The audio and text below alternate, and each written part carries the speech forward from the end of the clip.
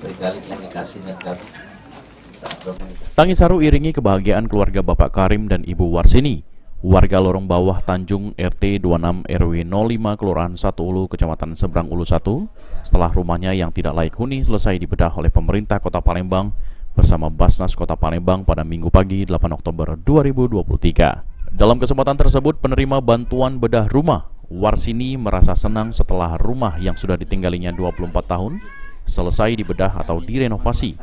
Untuk memperbaiki rumah sendiri dirasa sulit karena pendapatan sang suami yang minim sebagai tukang ojek. Sebelum dibedah, rumah yang ditinggali bersama dengan 9 orang anggota keluarga kerap bocor ketika hujan. Senang rasanya, tidak nangis lagi kami. Asal hujan kami ini masa galau, rumah bocor. Memang dua tingkat Pak, besar dari sini. Api bocor Pak. Anak-anak ini ngumpul, mama tidur di mana kami.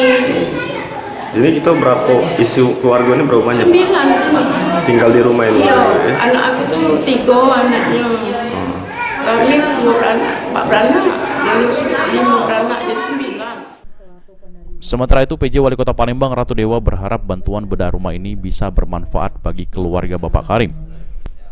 Rumah ini sendiri yang ke-8 selesai dibedah. Allahu Akbar.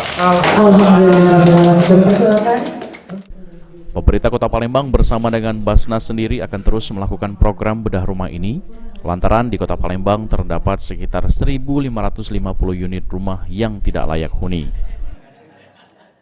Pada penerima manfaat Pak Karim, semoga rumah ini bisa bermanfaat buat beliau bersama keluarga dan bisa berbahagia. Tetapi ini terus kita lakukan, upaya pemerintah kota masih cukup banyak.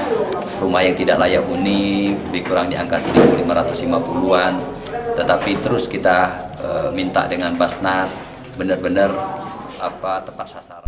Sandi Pratama, PAL TV.